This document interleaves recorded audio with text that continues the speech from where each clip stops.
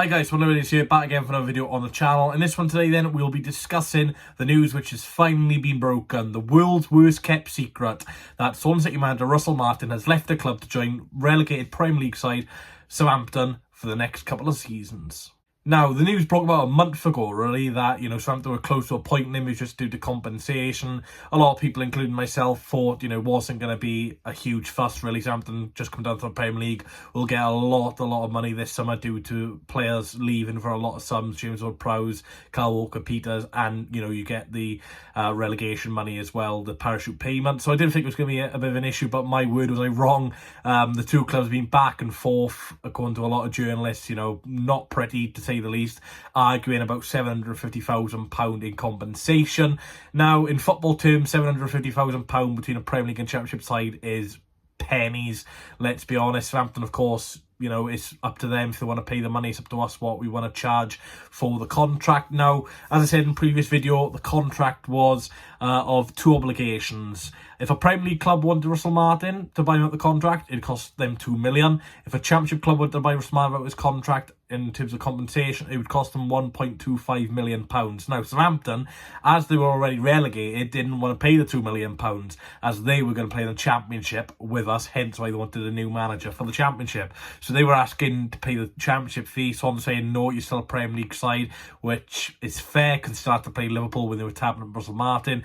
But I don't believe that the £2 million is what Southampton have paid. It could do a lot of rumours that it's round about £1 million, so not even the 1.25 really. So 1 year left in his deal, around about £1 million. Not too sure exactly on those figures. A lot of journalists are reporting different things, so it's kind of hard to who you believe, and obviously the clubs aren't gonna tell you really, as they all say, it's undisclosed these days. But overall, Martin to Southampton, I think it's a good fit. Southampton are going to be looking to get back up to the Premier League as soon as possible. I don't think they're going to do what Stoke or ourselves did, where they're just going to stay in the Championship for a while. Southampton, obviously a very, very good club. Obviously, last couple of seasons have kind of suffered. But you look at Southampton in the Premier League, some of the players they brought in, some of the players, and of course, Southampton were in Europe as well in the Premier League. I remember them playing at San Siro against Milan. Southampton had Virgil van Dijk, Sadio Mane. Obviously, we've seen the rise of James Ward-Prowse over the last couple of seasons, him getting in the England squad. Fraser Forster, another former Southampton goalkeeper, going to the England squad. So yeah, Southampton, Luke Shaw, another one. Southampton has some incredible players in the Prem, but unfortunately for them, the last couple of seasons, the investments kind of lacked, and obviously their manager probably stayed longer than they should have, Ralph Hasenhüttl, for example. So I think it's a long-term project for Southampton. Of course, you look at some of their players who they're going to have for the next season, it's simply frightening. Another Burnley 2.0, I think. Nathan Taylor, who was at Burnley last season on loan, ripped up the Championship. He is back in the Championship now with parent club Southampton, so, he'll be dangerous if he stays. It's not guaranteed that Ward-Prowse or Walker-Peters will leave the club either. At the end of the day, if Southampton feel like no club's match in their evaluation, they will stay, and I think that's fair. Kyle Walker-Peters, of course, nice right back, very pacey, and obviously he's got the capability of playing wing back as well, which Martin likes playing. And of course, Ward-Prowse, Southampton through and through, he'll have no problem staying in the Championship if that's what's to happen.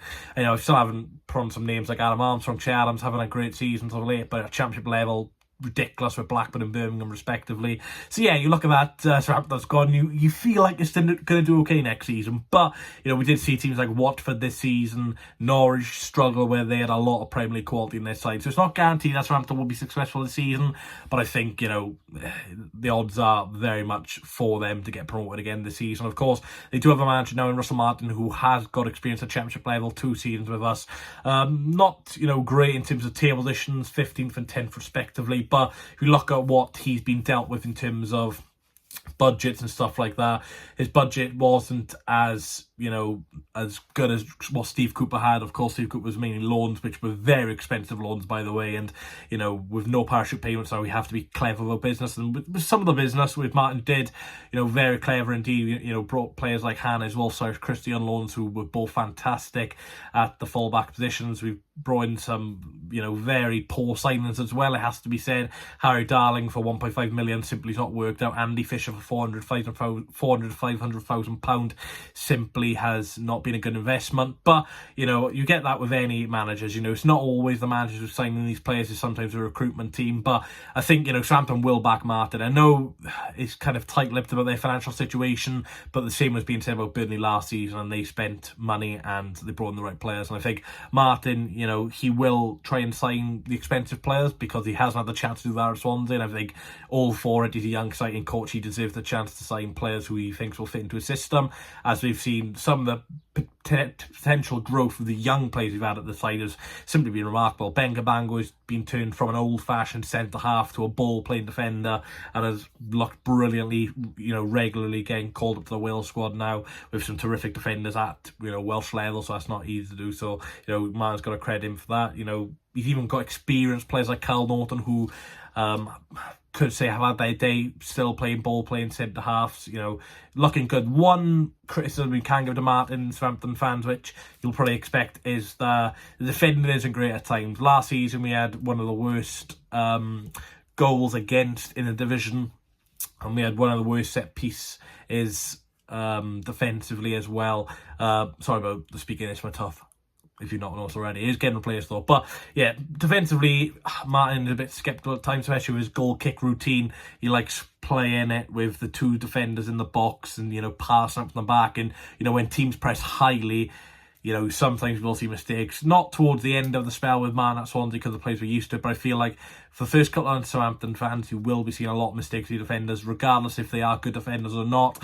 I feel like there will be a learning curve, and, you know, it's all down to your owners and the fans if you want to give Martin time. And that's one thing Martin will need, time. Whether you go straight back up or have a poor season or have a, you know, playoff season, you will have to give Martin time, because over time, his ideas do get a lot better, and you do see it come out on paper. And of course, it does help if you get financially backed by owners, which will not happen with us.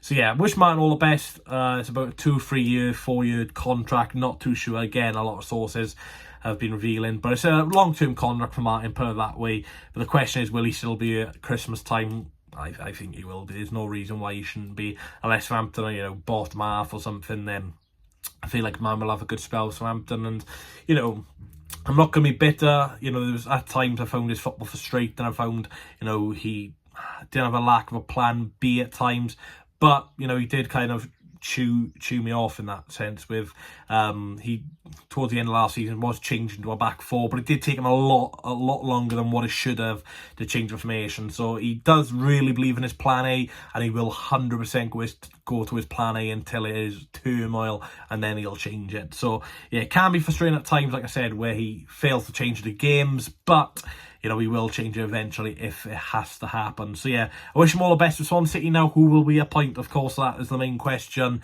for us. Of course, our recent appointments in terms of managers and Championship have been really, really good.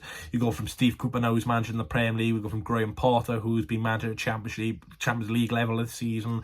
We go to Russell Martin now, who's going to a former Premier League side. Brendan Rodgers, who's potentially going back to Scotland with the champions over there with Celtic, and the Swan City coach who made his name with us. So yeah, you can't deny that we're a good foundation club for a manager to really start his career. So I wouldn't be surprised if we appoint a manager who's his first managerial spell, or, you know, someone very young. I've heard Ryan Mason be linked as well.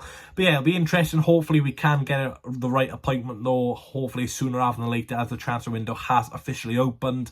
So this is where you want to make your business. Realistically, 2 signings before pre-season does start, as you don't want to go into pre-season with no new signings, as you do want to get that little bit of boost amongst the squad players, as regardless of whatever team you are, when you run a return to pre-season, you want to see some new faces just to keep morale up, and just, you know, not to get a little bit lazy and stuff like that. So it'll be interesting to see what happens. But yeah, Martin Southampton finally be confirmed. Bit of money through the door for us, so hopefully we can spend that either keeping the Bucks afloat or try and assign a free agent, someone like Chidozie Ogbene, which I would love. But with Martin going now, I'm not sure if that happens. Martin, by the way, likes to play this 3-4-2-1 formation, where you obviously have the 3 centre halves, you've got the 2 outside wingers, you've got the 2 in midfield.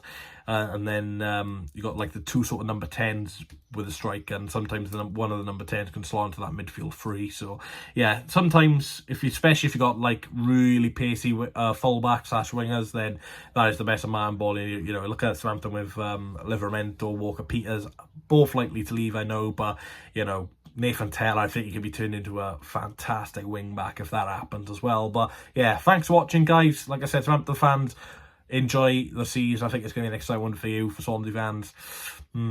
Yeah, could be one of those, I think, which we've seen last couple of seasons. But anyway, at least we won't have to be talking about Russell Martin anymore, because the story has been boring the life out of me the last couple of weeks. But yeah, good luck to him. He's achieved some terrific achievements for Swansea, you know, back-to-back South Wales doubles. Never happened before. No Swansea or Cardiff managers even done a double apart from Martin. So yeah, pretty mental. Good luck, Russell. And hopefully you don't enjoy your time too much against the Swans. I need one more chance, oh baby, let me show you. I need one more chance,